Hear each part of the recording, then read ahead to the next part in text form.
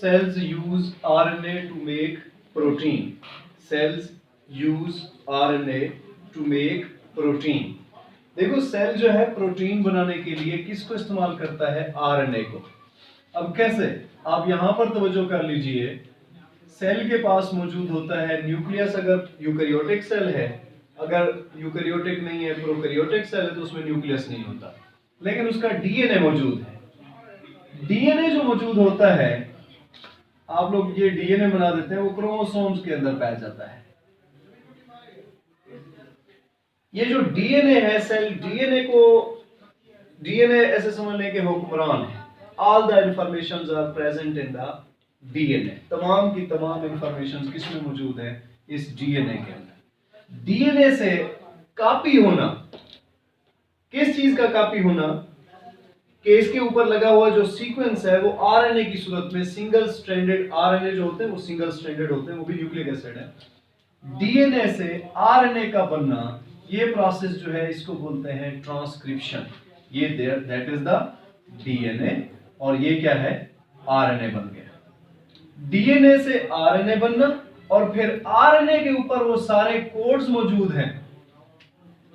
RNA के ऊपर all the codes are present on RNA. RNA के ऊपर मौजूद है, जो क्या करते हैं? राइबोसोम्स के अंदर जाकर प्रोटीन सिंथेसिस करते हैं। प्रोटीन के चेन को हम यूं दिखा रहे हैं कि ये जो दायरा है, ये जो सर्कल छोटे छोटे मैं बना रहा हूं, these circles showing the amino acids. ये क्या चीजें हैं? अमीनो एसिड्स है। मतलब अब ये चेन बन गया पॉलीपेप्टाइड चेन, या फिर हम लिखेंगे प्रोटीन्स। बेटा कोई भी सेल हो, चाहे वो प्रोकैरियोटिक सेल हो या यूकैरियोटिक सेल हो, वो हमेशा डीएनए बाहर आकर हमको नहीं देने आता अपना राइबोसोम्स को कि जी प्रोटीन बना दो, क्योंकि आपने पढ़ा था ribosomes are the factory of protein. वो प्रोटीन नहीं बनाते ऐसे जब तक उनके पास इंफॉर्मेशन ना आ जाए कि प्रोटीन कौन सा बनाना है। लिहाजा जीन कभी भी अपने आप को अगर एक्सप्रेस करना चाहता है तो वो एक्सप्रेस कैसे करेगा? वो आरएनए बनाएगा। जो सेल के पास इंफॉर्मेशंस है, सेल उनको इस्तेमाल करते हुए आरएनए पर अपना मैसेज देगा। आरएनए चला जाएगा राइबोसोम के पास, और वो क्या बनाएगा? प्रोटीन। इस तरह से इस प्रोसेस को हम नाम देते हैं जीन एक्सप्रेशन का, कि जीन अपने आप को कैसे ज़ाहिर कर रहा है। जीन एक्सप्रेशन का ये प्रोसेस 2 स्टेप्स पर मुश्तमिल है। पहले स्टेप में आप लोग डीएनए से कहते हो आरएनए का बनना। बेटा इस स्टेप का नाम है ट्रांसक्रिप्शन। क्या नाम है? ट्रांसक्रिप्शन। ट्रांसक्रिप्शन आपसे सवाल पूछा जाए कि व्हाट इज ट्रांसक्रिप्शन, आप कहेंगे the formation of the RNA from the DNA is called transcription. जबकि आरएनए से किसका बन जाना? प्रोटीन का बन जाना, this is called as translation. ये क्या चीज है? ट्रांसलेशन है। बेटा 2 स्टेप्स हैं, ट्रांसक्रिप्शन और ट्रांसलेशन, जिसमें जीन अपने आप को एक्सप्रेस करता है। इन दोनों हिस्सों को हम कलेक्टिवली नाम देते हैं सेंट्रल डोग्मा का। क्या नाम देते हैं बेटा? Central dogma. डोग्मा कह लो या डोग्मा कह लो, central dogma. The mechanism of gene expression is called as central dogma. That central dogma consists of 2 phases.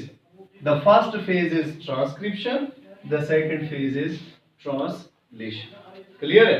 अब ये ट्रांसक्रिप्शन ट्रांसलेशन कैसे होती है, हम जरा थोड़ा सा इसको डिस्क्राइब करेंगे। ट्रांसक्रिप्शन को कैसे होता है?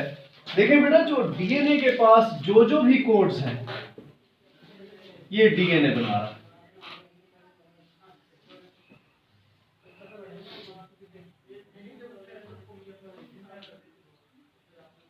ये डीएनए के डबल स्ट्रैंड्स होते हैं। ये अब यहां से डीएनए को मैंने खोल दिया।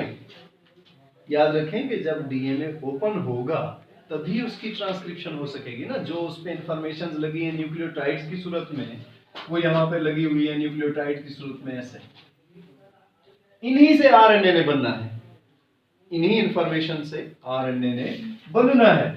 आरएनए आकर इसके बिल्कुल अपोजिट, फर्ज करें इधर एडिनिन है, इधर guanine, cytosine, thymine, adenine, guanine, cyto अपना thymine, adenine, cytosine, cytosine, adenine, guanine, thymine, cytosine, adenine, guanine. ये न्यूक्लियोटाइड्स लगे हुए 4 ही किस्म के होते हैं, इसलिए बार बार मैंने उनको रिपीट किया, एक खास तरतीब के साथ होते हैं, तो यही होते हैं। अच्छा, अब इनका आरएनए बनेगा तो कैसे बनता है? आरएनए को बनाने के लिए एक एंजाइम चाहिए होता है, उसका नाम है आरएनए पॉलीमरेज। आरएनए पॉलीमरेज आकर जिस जीन की उसने कॉपी करनी है, डीएनए से क्या बनना है? आरएनए ने बनना है। आरएनए सारे का सारा डीएनए को कॉपी नहीं करता, जीन होते हैं, पार्ट्स होते हैं, यूनिट्स होते हैं इंफॉर्मेशंस के। हर यूनिट को हम नाम दे रहे हैं, हेरिडिटी यूनिट को जीन का। जीन का एक हिस्सा एक जगह से स्टार्ट होता है, दूसरी जगह पर खत्म हो जाता है। वो एक एंजाइम को या एक पॉलीपेप्टाइड चेन को कंट्रोल करता है, जीन जो। अब उस इंफॉर्मेशन को लेने के लिए मैसेंजर आरएनए भी वैसा ही बनेगा। उसकी कॉपी कैसे होगी? मैं अब आपको दिखा रहा हूं कि सपोज करेंगे ये आरएनए बना रहा है। अब एडेनिन के बदले में आरएनए के ऊपर क्या लगना चाहिए? यहां पर आप लोग बताएंगे कि थाइमीन एब्सेंट होता है। आरएनए के पास थाइमीन एब्सेंट है, जहां पर उसमें थाइमीन आना चाहिए वहां पर आरएनए में यूरासिल आता है। सो एडेनिन के बदले में इसमें यू, गुआनिन के बदले में साइटोसिन, साइटोसिन के बदले में गुआनिन, थाइमीन के बदले में एडेनिन। एडेनिन आ सकता है, लेकिन जहां एडेनिन है उसके बदले में थाइमीन आता है, थाइमीन की बजाय आप यूरासिल दिखा देंगे। फिर साइटोसिन, फिर एडेनिन, फिर यूरासिल, फिर गुआनिन, गुआनिन, फिर यूरासिल, फिर साइटोसिन, फिर एडेनिन, और फिर गुआनिन, फिर यूरासिल, और फिर साइटोसिन। ये एक तरतीब याद रखें। जो आरएनए पॉलीमरेज है, जब वो जीन को कॉपी करता है, वो डीएनए की एक खास जगह पर, खास जीन पर एक न्यूक्लियोटाइड का एक सीक्वेंस होता है जहां पर आकर अटैच होता है ताकि आरएनए को बना सके। वो जिस जगह पर आकर अटैच होता है, वो एंजाइम आरएनए पॉलीमरेज, बेटा उस जगह को हम नाम देते हैं प्रोमोटर का। किसका नाम देते हैं? Promoter site. प्रोमोटर साइट है, एक खास जगह है, वहां पर आकर सपोज करें यहां पर एंजाइम अटैच हो गया आरएनए पॉलीमरेज, यहां से आगे जो है वो ट्रांसक्रिप्शन शुरू कर देगा। ट्रांसक्रिप्शन जो करने वाली जगह है उसका नाम क्या है? Promoter site. उस पर आकर अटैच होगा, ट्रांसक्रिप्शन शुरू हो जाए। सबसे पहला काम डीएनए से आरएनए का बनना क्या कहलाता है? ट्रांसक्रिप्शन। अब ट्रांसक्रिप्शन हो गई, आरएनए बन चुका। आरएनए के पास अब ये कोड है, ये देखो ना, ये कोड लेकर आया। ये आरएनए है, इसके पास बेटा ये सीक्वेंस ऑफ द न्यूक्लियोटाइड्स मौजूद है। ये एक कोड है, ये दूसरा कोड है, ये चौथा, पांचवा, इस तरह से ये कोड्स है। हर एक कोड को आप नाम दे रहे हो genetic code. The genetic codes are present on the RNA. किसके ऊपर मौजूद है? आरएनए। ये बिल्कुल कॉपी है पूरे मैसेज की। फर्ज करें मैसेज लिखा था लातीनी जुबान में, उसको ये लेकर आ गया। उस लातीनी जुबान को और कोई नहीं पढ़ सकता। कौन पढ़ सकता है? पढ़ा लिखा कौन है इस पूरे कबीले में, सेल के अंदर? आप लोग बताएंगे राइबोसोम्स। राइबोसोम्स उसको रीड करते हैं और उसके मुताबिक वो जो उस पे हुक्मनामा लिखा है कि जी हर एक कोड जो है जेनेटिक कोड, वो हर एक जेनेटिक कोड कंट्रोल करता है एक अमीनो एसिड को, लिहाजा वो एक अमीनो एसिड बना देगा। फिर दूसरे कोड को पढ़ेगा, इसका क्या लिखा है, उसका तर्जमा करेगा, जी इसका मतलब ये है, फलां वाला अमीनो एसिड है। इसलिए इस टॉपिक को इस टर्म के लिए आपके पास है कि जी आरएनए के कोड्स का तर्जमा हो रहा है।